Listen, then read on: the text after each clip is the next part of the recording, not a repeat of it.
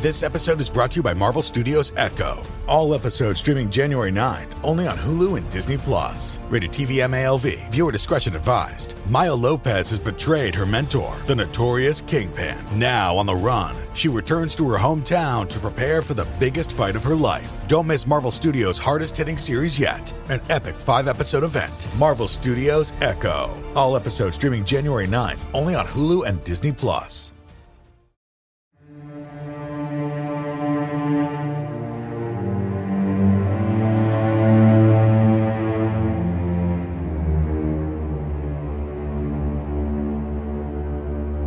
Hello, and welcome to Scare You to Sleep.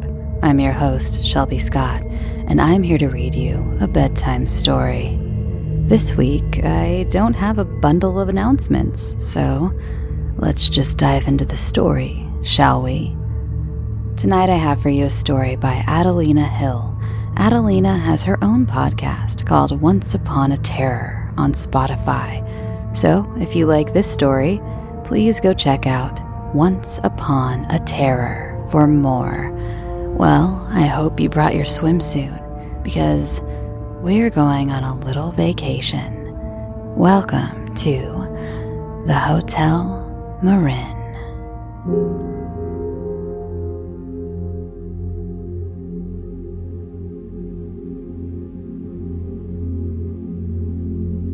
When you think of a hotel, what do you picture?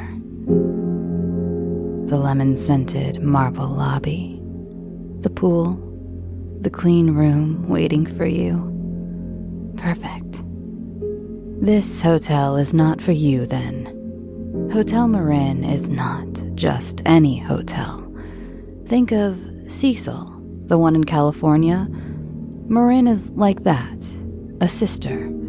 Her sister Cecil is dark, devastating, and has death in every corner. But what makes Marin different is she doesn't kill people, drive them mad, or have ambulances and police called regularly. No, Marin attracts people, but she also lets them leave, alive, but also perplexed. So maybe she's not a sister, perhaps a cousin or a daughter that learned that hotels do not treat their guests with disrespect. The employees are another story. Her heels clicked on the marble floor as she made her way around the front desk. The elevator dinged as one of the janitors exited the elevator. "What has she thrown at us today, Harold?" she asks while logging into the computer. Only silence is greeted back. She's in a bad mood. Dare I ask, or look? She continued typing, one failed password attempt. Harold sighs.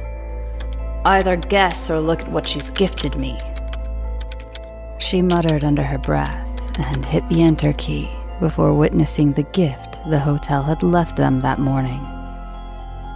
Well, that's new. Blood covered Harold from head to toe, but that wasn't the disturbing part. It was the baby head in one hand and the scorpion pinching the finger of his glove in the other. What floor, what room? She logged in finally and pulled up the hotel's room report of treasures. 4th, room 417. What happened? Wanna guess? She sighed, rolling her eyes. It's 9 in the morning. No, I don't want to guess why the hotel is throwing a hissy fit. The ceiling creaked at her remark. Watch your mouth. She snapped her fingers at the ceiling. You're asking for it, Joanne. Harold put the baby head on the desk and pulled the scorpion from his glove. Take the baby head, please. You're getting blood on my desk. Joanne took her pen and pushed the baby head off the front desk, letting it roll onto the floor. As Harold took his things, walking away, he yelled, "I just opened the door and blood spewed out. Then the baby head hit me in the face and then a trail of scorpions." He explained the incident as he left. "Thank you," Joanne called after him. "Clean up the blood. You're making a mess of the marble." "Oh, don't say that. She might hear you," Harold hissed. "She already has. There's a cobra coming out of the elevator." Joanne typed and watched the snake slither into the lobby.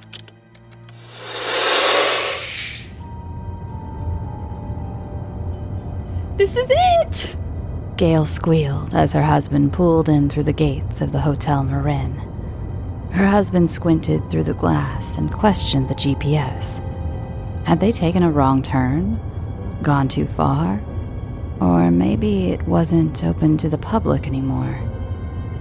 The building stood firm, back straight and windows forward. Ivy tickled up the sides, but her wrinkles didn't diminish her beauty.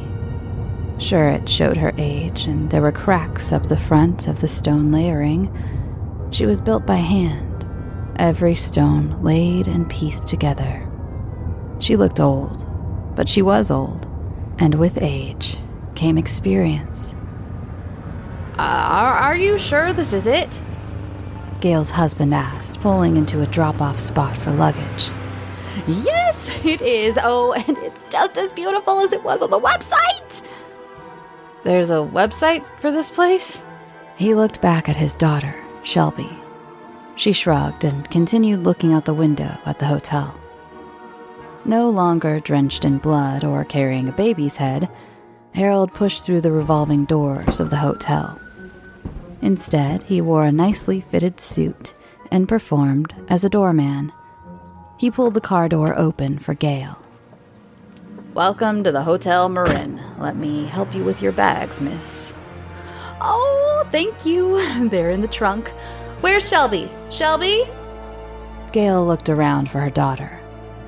"I believe she went inside, miss. Don't worry. Joanne is keeping an eye on her," Harold said as he rounded the car, helping her husband with the bags. "Shelby, wait for Mommy." Gail ran in her heels into the hotel. She was welcomed to an air-conditioned building away from the July heat. "Oh, that feels better. I'm sweating like a pig." She laughed and walked up to her daughter, standing at the front desk. "Hello, you must be Shelby's mom." Joanne smiled her practiced, fake smile she had put on for the past 5 years. "How can I help you today?"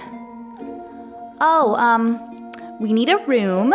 Can we have one up high? Oh, I would love to see the view." She pulled her sunglasses down to look up at the ceiling. A crystal chandelier hung from the ceiling, quickly repaired by Marin after one of her temper tantrums. She promised to be good for the employees today. "Sure, and how long will you be staying with us?" Joanne asked while pulling up a list of rooms. They had plenty of rooms available. There were only around 15 people staying at the hotel at a time. Marin picks the guests and decides how their experience will go. She was still thinking about this family. "Miss?" Joanne asked again. 1 week, darling. What's your name?" She pulled her sunglasses down to see her name tag. "Joanne?" Yes, miss. "Call me Gail. No need for formalities. Shelby, come here." She put her arm out for her daughter. Shelby was staring at the ceiling, at the headless bodies hanging from the ceiling on butcher hooks. Joanne watched Shelby and then looked up. The blood drained from her face. Of course, the hotel picked a child. Shelby didn't seem upset by the bodies. She merely blinked at them. They were fully dressed. What for, no one will know. Maybe a wedding or a funeral. Most of them were men, but some women hung too. No one asked how they got there or if they'd come down. Shelby continued to stare until her mother took her hand.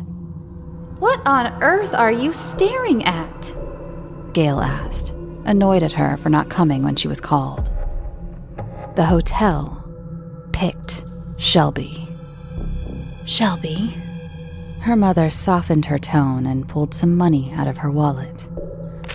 Why don't you give this to the nice lady behind the desk and thank her for helping us get checked in? Joanne pretended not to see the $20 bill slide into Shelby's hand and acted like she was looking something up on the computer. Shelby nodded once and walked up to the desk. She could barely rest her chin on the edge, since the desk was on a platform. She pushed the crumpled 20 forward, and it fell behind the part of the desk guests couldn't see. What's this? Joanne smiled and uncrumpled the money. Thank you, that's very sweet. Joanne didn't get tips often, so she was always caught off guard when she received one. Gail's husband finally came in with Harold and the bags. We all settled? Her husband, Joe, asked. I just need payment, Joanne replied. All right. Joe pulled out his wallet and card to give to Joanne. She slid the card and finalized the payment. Then, she pulled open a drawer that held all the keys in the hotel. There were several drawers. Top held keys on the top level, and each level below it held lower levels.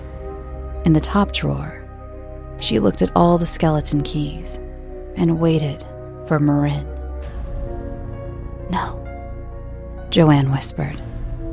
The drawer pulled shut, startling Joanne. So she opened the one below it. No keys moved. They want a room on the upper levels. Come on. You gotta give me something. Again, the drawer pulled shut. Joanne sighed and tried the next one. Finally, the hotel moved a key. 1203. Joanne exhaled softly and took the key off the nail. She shoved the drawer shut, and it bounced back against her abdomen, causing her to double over. Joe looked over the desk. You all right, miss? Yeah, just dropped your key. You're in room 1203, 12th floor. The elevators are to your left. The pool is open 24 hours, only closes for cleaning. There's a bar to your right down the hall and a small restaurant open from 4 to 11 p.m. If you have any questions, you can call me here at the front desk. Just dial pound and then 1 and I'll answer. Enjoy your stay. Joanne handed the key over to Joe. Do you have more than one key? He asked. Unfortunately, no. These are all original keys that came with the building. Everything except the locks have been renovated. Well, that's reassuring. I've got a wife and a daughter. How are we supposed to feel safe? All I can say is, trust the hotel, sir, she told him. Joe gave her a crooked glare before turning to his family. Harold showed them to the elevator, and they all got in together. She watched the doors close with the sound of a bell and was left in silence. Care to explain what you're up to with that little girl? Joanne asked. The chandelier jingled. Sure. She replied as if she understood the hotel and every sound it made. It didn't take long to learn the hotel's language, what mood she was in, and what she had planned for the guests. Marin always kept it interesting. Even Harold, who had been there 20 years, is still surprised by her antics. The elevator ride was silent for a moment, and then music started playing. Oh, I love this song!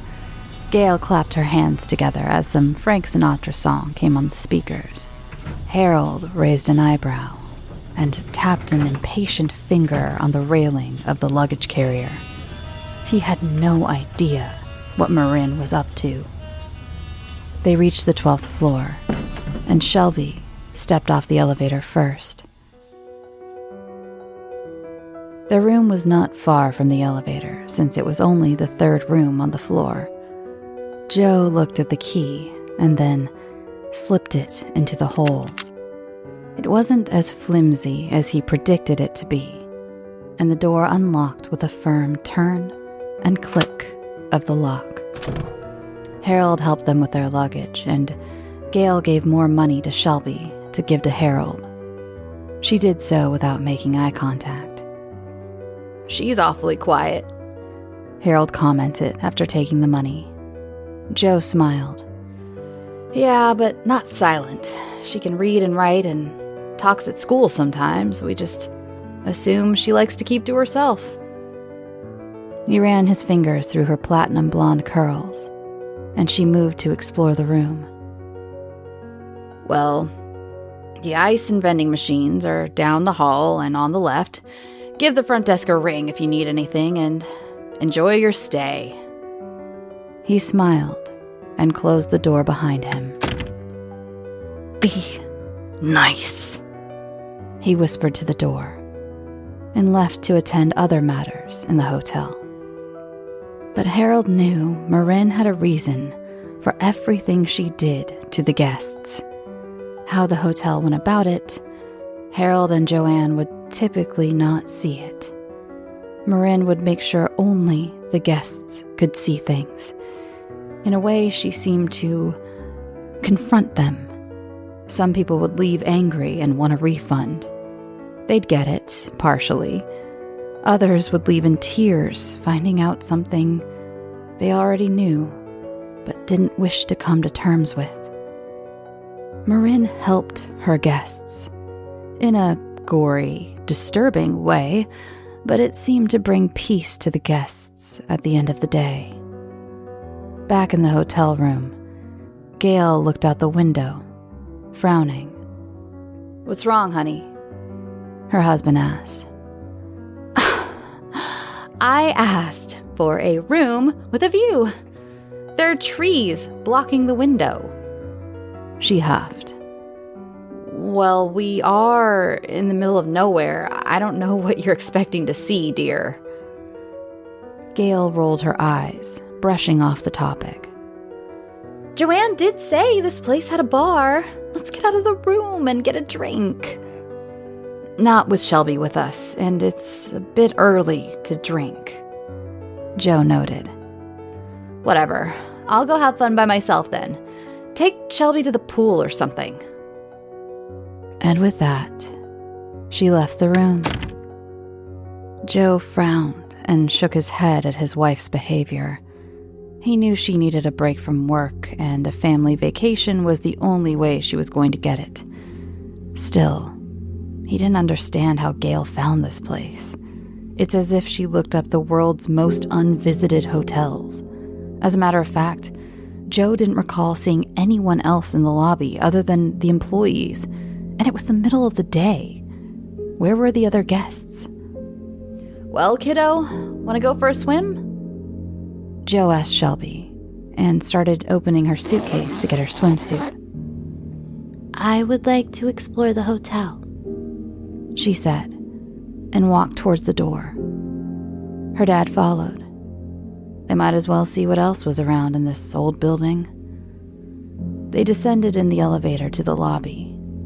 After exiting, Shelby immediately looked up at the bodies hanging from the ceiling. She tilted her head to the side and watched an arm twitch and then not move again. What are you looking at, Shells? She was silent for a moment and continued to stare at the same body. Its arm lifted again and pointed toward a hallway to her right. Once she didn't respond to her father. He told her to stay put and was going to find her mom. It was enough time for the 8-year-old to wander off. Shelby followed the direction the hand had pointed her in, and she began to smell chlorine. She pushed the door open that led to the pool. Inside, the water was black, and the walls were stained with algae. She watched the water and noticed things lurking beneath the surface. She walked over and squatted at the edge of the pool, her eyes trained on the water. Want to swim? A distorted voice said from behind her. She gasped and turned her head. A boy, probably her age or a bit younger, stood a few feet from her. His skin was pale and gray with decay, and half his face was missing. She could see part of his skull.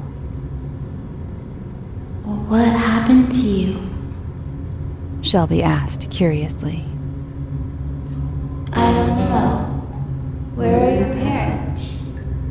The boy replied. Drinking? I'm supposed to be with my dad, but I decided to explore on my own. What a wonderful idea. He smiled. His teeth were black.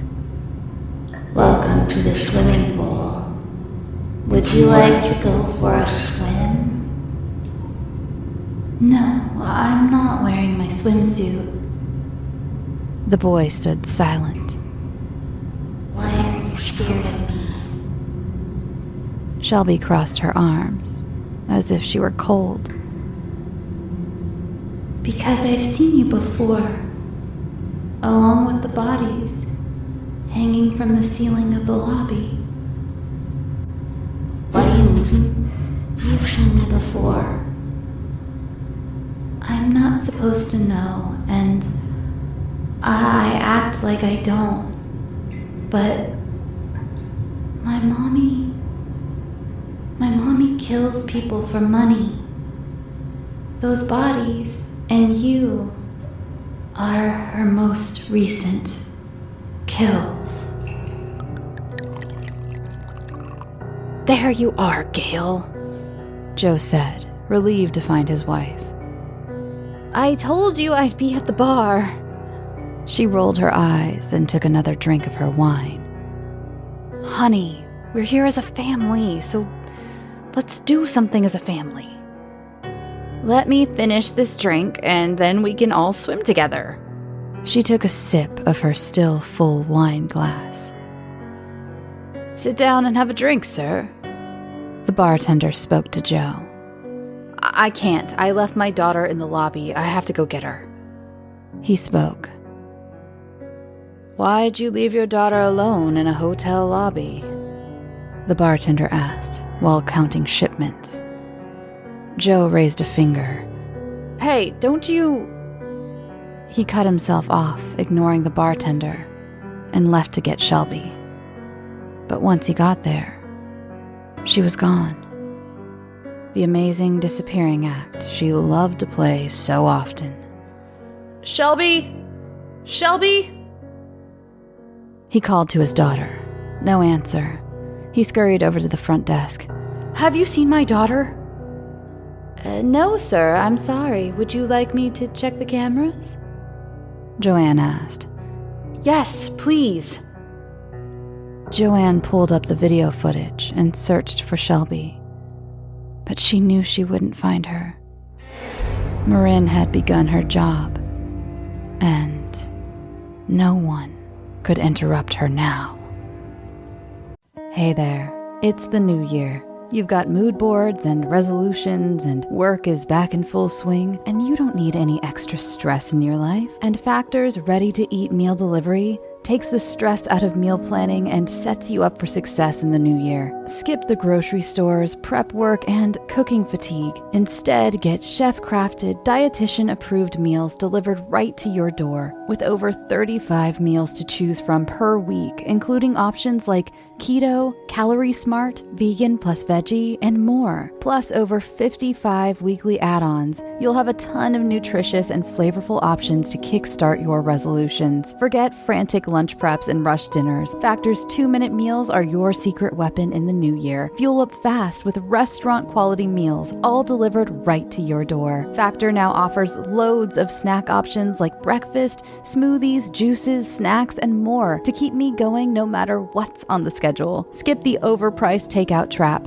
Factor is cheaper and way more delicious than takeout. Get chef-crafted, restaurant-quality meals delivered right to your door. They are ready to heat and eat in just 2 minutes, which means more time for you. Need a special occasion meal? Gourmet Plus is the perfect solution if you're looking for fast, upscale options done easily. When things get hectic, Factor is flexible. Change up your order every week with plans from 4 to 18 meals per week. Or pause or reschedule your deliveries anytime. Stress less over meal times in the new year. Factor's no prep, no mess meals free up time otherwise spent on shopping, cooking, and cleanup. No more wasting time in the kitchen. Not only does Factor offer fast, simple solutions when I'm too busy to cook, they also help me stay on top of my goals. With offerings like Protein Plus and Keto, I can stay on track. This is definitely going to come in handy for my New Year's goals. Factor has everything I need for a week of flavorful, nutritious eats. In addition to ready-to-eat meals, they have cold-pressed juices, smoothies, energy bites, extra protein, veggie sides, and more to keep me energized during frantic times. Head to factormeals.com/scareyoutosleep50 and use code scareyoutosleep50 to get 50% off. That's code scareyoutosleep50 at factormeals.com. As many Scary to Sleep fans know, I've been going through a lot of changes in my life. And one thing I've been doing is getting my finances much more organized, and that includes paring down some of the subscriptions I pay for. It feels like everything is a subscription these days, be it for the gym or streaming services or music, the list goes on, and something that has helped me tremendously is Rocket Money. They not only helped me cancel subscriptions that were a pain to try to do myself. Have you ever tried to deal with some of these companies directly? It's just a headache. Rocket Money also alerts me when the subscriptions I did keep go up in price, giving me the ability to weigh my options and keep those little extras that add up oh so quickly in check. Rocket Money is a personal finance app that finds and cancels your unwanted subscriptions, monitors your spending, and helps lower your bills. I can see all of my subscriptions in one place, and if I see something I don't want, I can cancel it with a tap. I never have to get on the phone with customer service. Rocket Money has over 5 million users and has helped save its members an average of $720 a year with over 500 million in canceled subscriptions. Stop wasting money on things you don't use. Cancel your unwanted subscriptions by going to rocketmoney.com/scareyoutosleep. That's rocketmoney.com/scareyoutosleep. rocketmoney.com/scareyoutosleep. Gail drank slowly from her wine glass and watched the bartender work. This wine is amazing. What's in it? It's just a Merlot. Or are you talking about the metallic iron taste of blood? Excuse me? Gail looked at her glass and noticed the liquid was much thicker than she remembered. The irony taste hit her, and she smelled the wine. It smelled like blood. Gail spat out the wine and coughed. What the hell did you serve me? The bartender made eye contact with her. Oh, the box says the blood of Brandon Rush, Molly Singleton, Candy Cook. Those are the people you murdered this week, are they not? And you're staying at this hotel to get away from the cops? The bartender looked at the bottle again, completely serious, with no accusation in his voice, just a statement of fact. I'm going to be sick. Gail said, and stood up and ran to the lobby to find her husband. As she ran, the carpet felt wet. Her white heels had red stains on them, and the iron smell grew stronger. She looked at her dress, that was also stained with blood, along with her hands. Joe, we need to leave right now. Your husband is looking for your daughter, Joanne said flatly. What the hell kind of hotel is this? A hotel of truth. A hotel of secrets and lies and things you wish were not true. This hotel finds you and draws you in like a moth to a flame. You come. The hotel does its job, and then you leave. I would go find your family. The hotel is heading for them next. You're crazy. You know that? You and everyone that works here.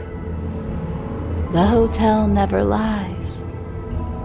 Gail huffed and went to find her husband and daughter, calling for them the whole way.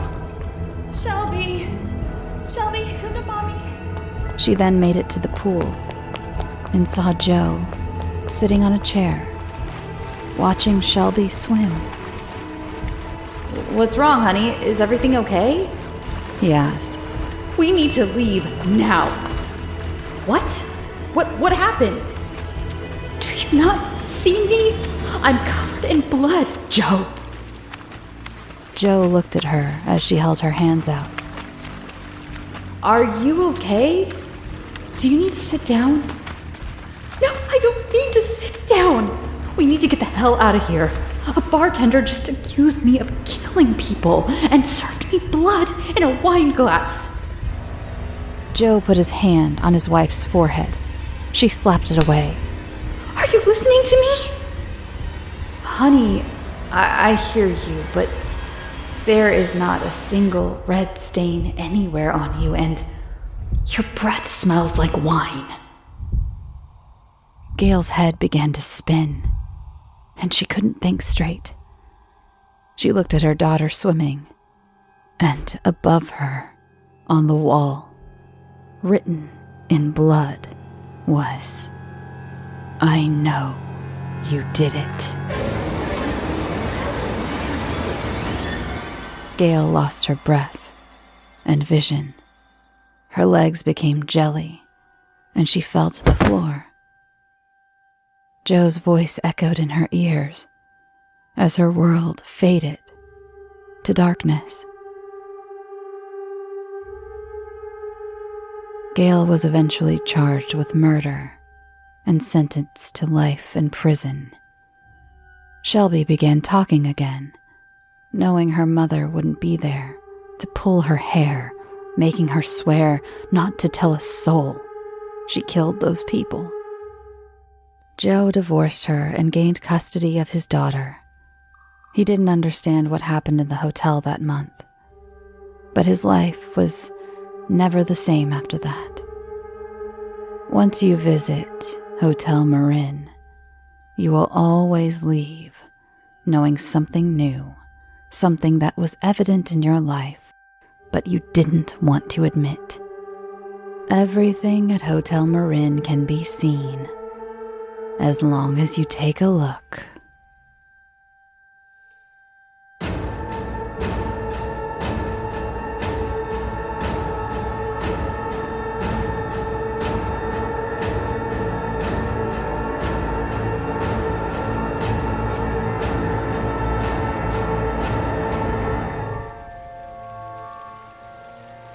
Thanks for listening. Thank you so much again to Adelina Hill for this very unique story. I really liked it.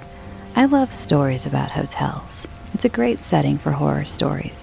I get really scared in hotels sometimes. Oh, by the way, if you're new here, this last part of the show is where I ramble about life and baking and just things for a few minutes before you go to sleep. Or turn it off and finish your dishes or laundry or whatever else you're doing.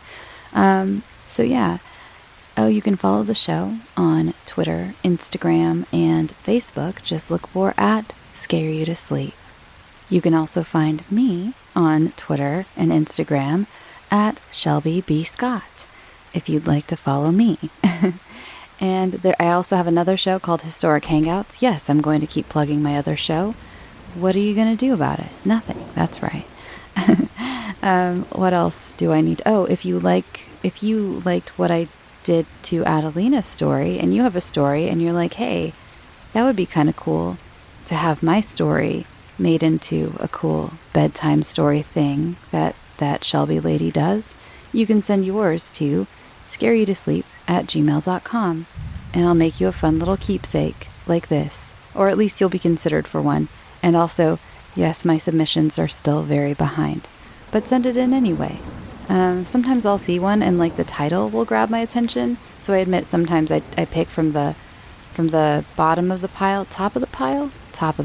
No, I don't know how I would say that expression when it comes to emails, but I pick one of the newer ones because just the title kind of grabs me. Yeah, this is the first time I've had to say my own name this many times in a story. My name's not super unique, but it's unique enough that I don't see it very often in stories, so that was kind of cool. And yeah, that's pretty neat. I was just telling a friend of mine, oh, and I also talked about it on the Zoning Out podcast, where you can hear an interview with me about how cool it is sometimes to get stories where people put me in the story. And yeah, I know I'm opening myself up for some real creepy stuff, but that's the name of the game when you put yourself out there like this. Was there something else I was supposed to say? Those of you who are here every week, remind me if I forgot something, or let everyone else know. I'm really tired and really hungry, and I have some chicken thawing in my sink to make some Japanese golden curry in a second. It's like 11 p.m., but I haven't eaten since breakfast, so, can't go to bed hungry. At least I can. I hate going to bed hungry. It's the worst. Yeah, I'm kind of brain dead. Probably because I haven't eaten since breakfast and I've been at my computer all day. What else can we say?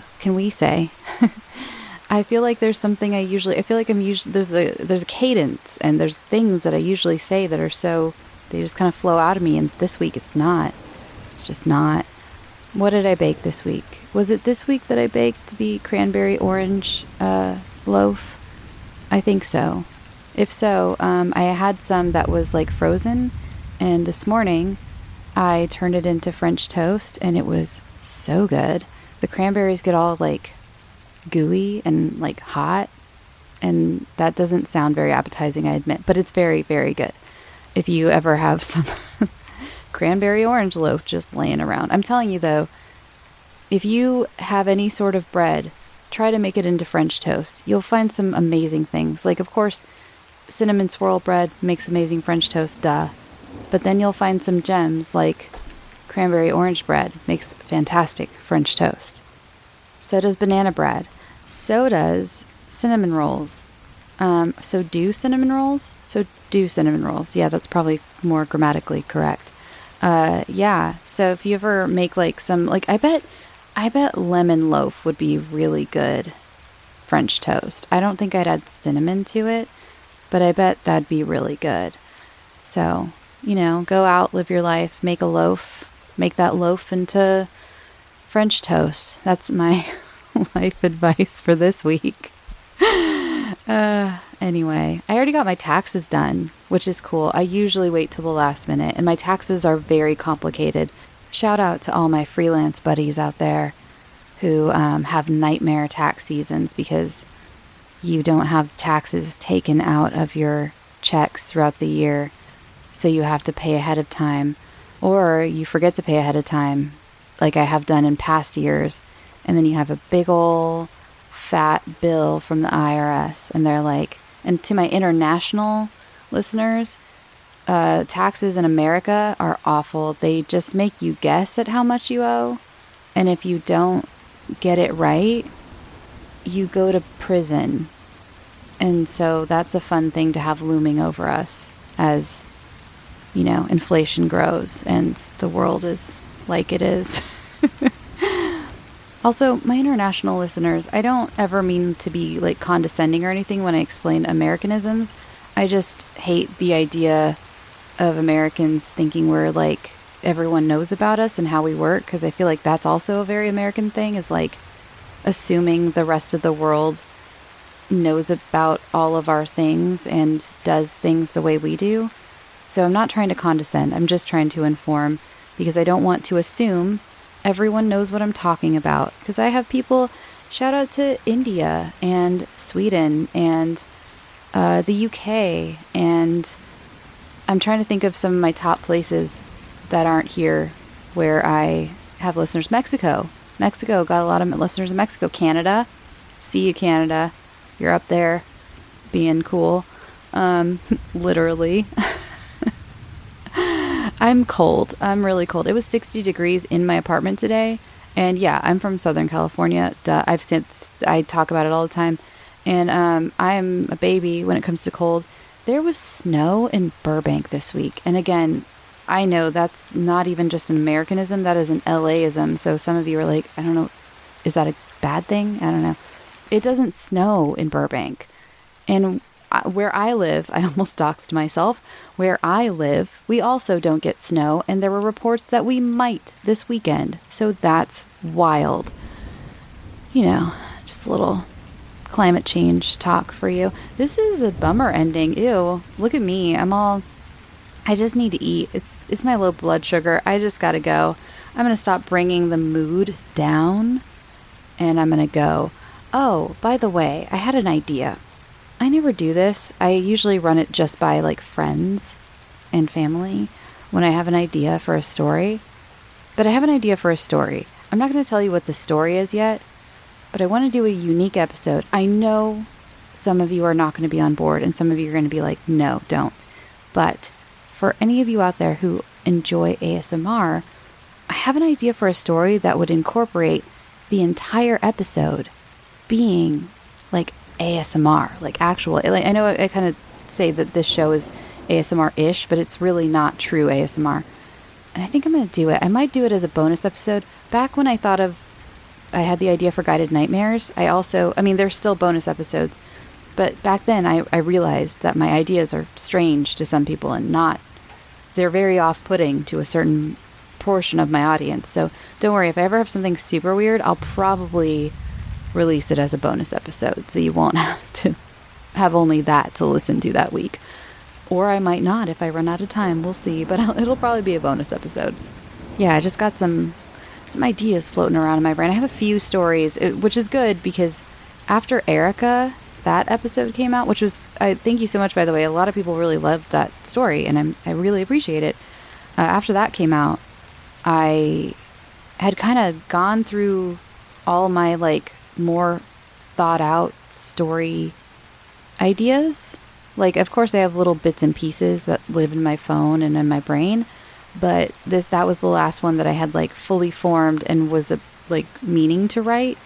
And I was kind of scared because it was the first time in like years I'd like dried up the well. But now they're coming back to me. They're coming back, and I have quite a few ideas. There's one that I almost released a couple weeks ago, but it was so similar to, not similar all the way, but just in theme sort of to some stories that had come out recently.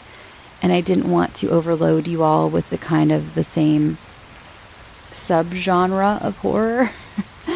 Yeah. And next week, by the way, this is getting pretty long.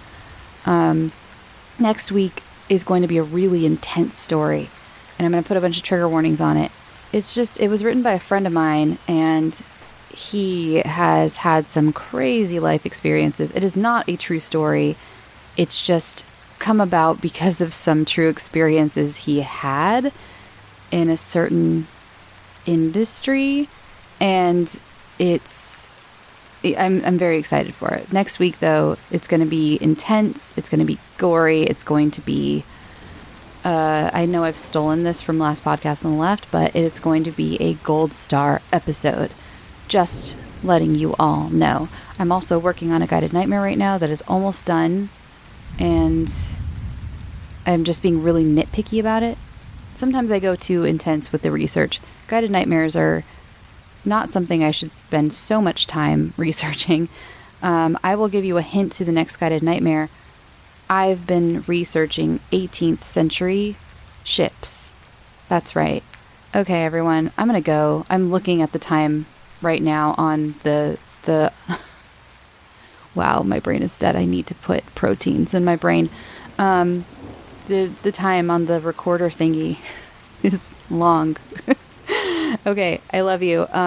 Drink your water, because I didn't drink enough today, and that's apparent. Go get some sleep. Sweet dreams.